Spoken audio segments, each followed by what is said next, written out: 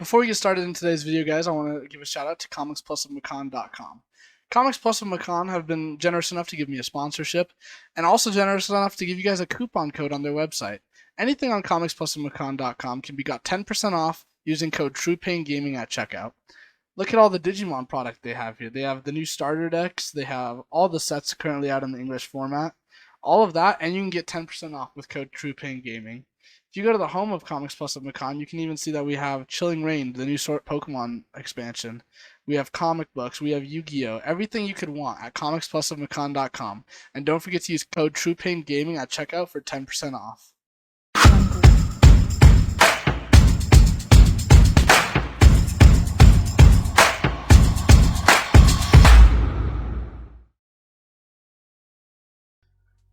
What's going on, DigiDestin? It's your boy TruePain Gaming back yet again with another Digimon video. Today I have a highly requested deck profile. A lot of people have been asking me about this ever since I posted my Aldamon clapback video where Alex said, what did he say? He said, there's no way I lose this turn, right? And then he loses with yellow. So this is that Aldamon deck. I want to showcase it for you guys. A lot of people have been asking for it. I didn't think it was going to be that popular, but yeah, it's basically just an OTK red deck that's very, very good at doing just that, OTKing. So, yeah, let's hop right into the video. And then after that, Vincent, play my intro and my sponsor. In that order, intro, sponsor. And then, you know, a little break here and then. Alright. Huge shout out to comicsplusofmacon.com for today's sponsorship. Go buy all of your cards from them, all of your product, anything you could need. And then, yeah, let's hop right into it. So, for our eggs, we are playing 5 eggs. The lists in Japan, because there's a few topping Aldamon lists from this front, I only played 4. Now, I don't really get that, because it's, right, like, Digimon's the only one that really does anything, because the rest all have effects that you can't achieve in this. But Digimon gives you the plus 1000 DP. So this makes sense, but why would you only run 4 eggs when it's a free card? So I was like, what egg would work here and do something sometimes when the other eggs, because Babydemon can do nothing in this deck, and Coralmon can do nothing in this deck, and the new one doesn't work because we don't play level 7s. So I said, you know what, let's play Poromon. Poromon is when attacking, delete one of your opponent's Digimon with 1000 or less DP. Actually just 1000, yeah, 1000 or less. So what card has 1000 or less? Honestly, I can only think of a few. I know the Agumon blocker from the starter deck. A lot of decks are playing it just because it's an easy blocker to get out, and it doesn't have the restriction that it can't attack. But it's 1000, so you can just chump. You can just boom Poromon, kill it. Also, Gabumon is a card that a lot of blue decks will play, and you can just kill it with this before they have time to go into like, because they'll usually just pass on a Gabumon if you have a 3 Tamer to get a draw, and then you just boom kill it. They lose that resource next turn. So Poromon's the best 5th egg I could find. There's really not one better. Like, Digimon is the ideal one, but Poromon's cool in some situations. And the free draw is really why you play it. So yeah, 5 eggs. Onto our boss monster. You'll see our top end. We actually only play level 4 level 5s. That's our top end. We don't have 6s or 7s in this deck. We just play 4 Aldamon. Now you're probably like, what? Why are you playing a level 5 as your boss monster? Aldamon's designed in a way, and from what I know of Frontier so far, because I haven't watched a whole lot of it yet, I just started it. Aldamon is designed in a way to be a boss monster. This is the final form that's not in the movie, because in the movie it's Ancient Greymon and Ancient Garurumon. But this is, in a way, the final form from the show that's not Susanoo-amon either. But Susanoo-amon's basically Omnimon, so, you know, this is like the War Greymon, and it's level 5. And they were like, they made him very, very good. So Aldamon has security attack plus 1 natively, and then your turn, while it has a Digimon with hybrid in its sources, or a red Tamer, it gets plus 4k DP. Usually it'll have both of those, but sometimes it won't. It gets plus 4k DP. So he's an 11k body, okay, on a level 5 with security attack plus 1. But it doesn't stop there. Because we play, you know, our Digimons, that'll be 12k, okay? And then we'll play, I'll show you a card later that we play that can actually buff that up to 15k. So you'll see in that replay, I believe I did have the GG under it, and I had the 2 hybrids. So he became 15k, and Valderam couldn't even stop it in security in that replay, which was the first check. So, like, pretty good. So, yeah, the 4 Aldamon, again, your boss monster. This is how you're taking that stack, that security stack. Onto our 4s. So our 4 package is 3 Burning Greymon, 4 Agunimon, and 4 Greymon. So let's cover the Greymon first. So the Greymon is, while it has an Agumon in its source, get plus security attack +1. This is good for a really early rush. This is your ideal, because you'll probably Digivolve into an Agumon first, and then swing with him to get that early aggression. For if you have, he'll either swing for 7 or 6, depending on which Agumon you have, with 2 checks, and usually it'll survive that first one, and that's just, boom, your opponent's already down to 3. Aldamon plus Atomic Inferno, that's that, and then just Digivolve and swing. It's very, very simple to just win with this deck out of nowhere. So the 4 Greymon. Agunimon, I don't really think I need to explain. This is just Lobomon, and I'm sure you're familiar with Lobomon. It's just, it can Digivolve on top of a Tamer for 2 costs. That's really good. 5k body. So yeah, the Agunimon. That's it for that. Burning Greymon. So Burning Greymon, I do need to point out, we are playing Tamers in this deck that don't seem like they really do much. But the Burning Greymon gives plus 3k when it attacks. So it's a 9k body, and it just Digivolves on top of a Tamer as well, which is very cool. It's just 1 cost more. So 9k body, a 9k swing on a level 4 is very, very good. Again, we do only play 3 just because it's not as good as a Agunimon for most game plans. But again, just a quick, cheap swing is nice. Burning Greymon, I do want to add though, does not work with Marcus. So you'll see in this deck, I'll explain the Tamers later. But it doesn't count. It does not work with Marcus. The only Marcus we actually have, the only targets for Marcus we actually have is the Greymons. But I'll explain the Tamers when I get there. I've talked to a few people about it, and they've argued with me, and I'm like, well, you don't really even play the Tamers for their effects. But yeah, so let's hop into the rookies. So this is basically a rookie rush deck. This fat stack is just all rookies. And I'll try and explain them quickly because they're all pretty much just the same. 4 Monodramon, this is our 2 cost. 3 Flamemon, so we only play 3 because the search isn't that important in this deck. Because like 90% of your deck is what you need.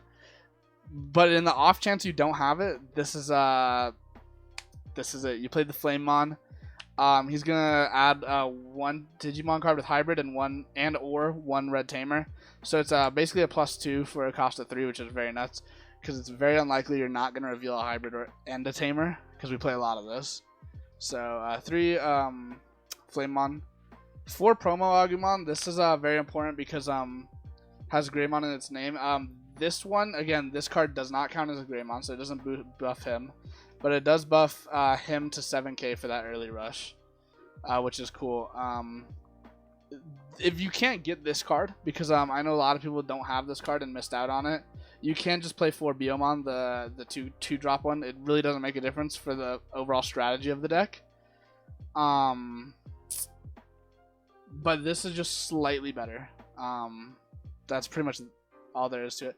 You could also play the hard drop Agumon that reveals and adds Tamers to your hand. That one's also good. 4 of like the main Agumon, just plus 1k. This is just good. Like, again, it lets your Agunimon swing for 15, which is getting over Valderarm, which is huge. Yeah, really not a whole lot to explain for these rookies, guys. And then 4 Biomon, this is the one that on deletion during your turn gain memory. This is cool because you can play it, crash it next turn, and probably go to 4, which is going to give you enough memory to go into Aldamon and play Atomic Inferno on the same turn.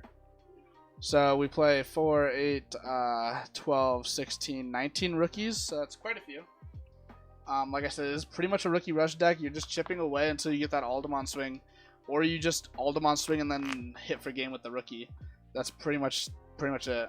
Onto our, we do play a lot of options as well, just because there's a lot of options in this deck that you want. So delicate plan. This is very important. Depending on the matchup, we play 2 because there's no side deck in this game. If there's a side deck, I wouldn't main deck this. The only reason I play 2 is because people still play McDonald's in this format, even though I don't think it's that good. You don't just want to auto lose to it. You don't want to just swing with your Aldamon and lose it. So we do play 2 delicate plan, because when you drop this against that deck, Aldamon's just going to kill their security. Like, it doesn't really matter what's in it because a delicate plan. So you're just turning that Aldamon into War Greymon. That's the only reason we play it, is just for that matchup, but you want to make sure you have it in that matchup. That's why I play 2 instead of 1. 2 Gaia Force. I tried this without Gaia Force, but there was times when I just didn't have a piece that I needed, And if I had Gaia Force or had one in security, the game would have just been a lot more in my favor. So I did put 2 Gaia Forces in here just to have some sort of removal, because you're not really removing stuff with your Digimon. And then 3 Gravity Crush. So Gravity Crush is essentially blinding ray. I mean, not really, but like kind of. So basically you gain 2 memory, and then at the end of your turn you lose 2 memory. So you just borrow 2. But the point of this card is for when you go for game. So in that game against Alex that was on my channel, I was at 3. Yeah, I was at 3, and then I Gravity Crushed to go to 2 to bring a Tamer out as a Goonimon, and then I believe how did I? Or maybe not. Maybe I already had a Goonimon. Gravity Crushed, went to 4, went into Aldamon. Yeah, okay, so I had a Goonimon. Gravity Crush went to 5. Aldamon put me to 2, and then Atomic Inferno put me to 1. And then boom, that's game. Like, this card is like, it does not, giving 2 memory to your opponent does not matter, because when you play this, you win that turn.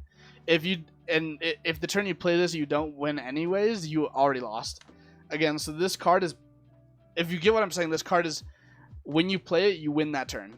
That's the only reason you should ever play this card, is you should only play it when you're confident you can win that turn. Otherwise, do not put it on the board. Not a whole lot to say about that, other than just make sure when you play this card you have the game ready. For Atomic Inferno, this card's absolutely cracked. So basically, it's 1 cost. One of your Digimon with hybrid in its form gets plus 3k DP and security attack plus 1. And when this Digimon is blocked, gain 3 memory. So you can, again, this card is how you swing for a game. It puts Aldamon up to 14, and then any other buff under Aldamon is any other buff under Aldamon is what's it called? We'll buff it up to 15 or 16. And so that's why this card's so good. And then if they do have a blocker on board, which usually you don't want them to have a blocker. When you play this card, again, it's to combo with this. You don't want them to have a blocker. It can help extend plays though, which is cool. And then its security effect is all of your Digimon gain security attack plus 1 until the end of your next turn. This doesn't include Digimon you play. So if you play or in Raising. So if I have a board of 5 Digimon and this gets checked, they all get security attack plus 1. And then if I have one in Raising, I raise it up, it has security attack plus 1. If I Digivolve into a Goonimon and swing, it has security attack plus 1. It's all Digimon for that turn gets security attack plus 1. So this card is actually a game ender if your opponent checks it in security. They can check themselves and lose. And so that is it for our options. Again, I don't really know what you'd cut from these options, except maybe a Delicate Plan if you're not scared of red-yellow, which you should be. This deck has a very hard matchup against it, and that's pretty much your only way to win. That's it for our options, though. That would be the only one you could cut if that deck's not in a format or not where you play. Tamers, we play 4 Marcus, 1 tie. These do nothing. This card is literally just put you to 3. Its second effect does not matter. You will never have more than 4 sources in your stack, because the most you can have is 3, because Aldamon's level 5. And then 4 Marcus. Again, this one is the exact same. It is just here to put you to 3 memory. However, he does have a secondary use. If you get him, he is, when you swing with a Greymon, you can tap him to gain 1 memory. It does not count Victory Greymon though, or Burning Greymon, the hybrid. It does not count him. So the only target we have in our deck is the promo Greymon. But it's fine, because again, the reason you play these is just to put you to 3 memory, so you can always guarantee go into an Agunimon off of them. People have said you could play like the 2-cost tie, and I just don't think that's good, because it's, if your opponent starves you, cool, now you can't really go into an Agunimon, like it doesn't matter. I cannot stress enough that the 3-cost, the Tamers that put you to 3 memory is so crucial. It is so important. So again, even though this is vanilla, you need to play ties, because I could see even maybe bumping it up to 1 more, but I think 5 is fine. And this one, again, it's very situational, but at least it does something when tie doesn't. So that's why I play 4 Marcus. So that is it for the Agunimon deck profile, guys. A lot of you have been asking for it. I think it's a good deck. I think I don't know if it could win a tournament. Maybe with the right pilot. I've always believed any any deck with the right pilot can win a tournament. Look at Alex, he topped with Red Omni in set 4. Like, that's huge. So, if you guys want to take it for a spin, take it for a spin. Other than that, as you can see, Twitch chat, this is all streamed live on Twitch, twitch.tv/TruePaintGaming. All my videos are. Yeah, other than that, join the Discord, link in the description below. And yeah, like, subscribe, and I'll see you guys later. Peace.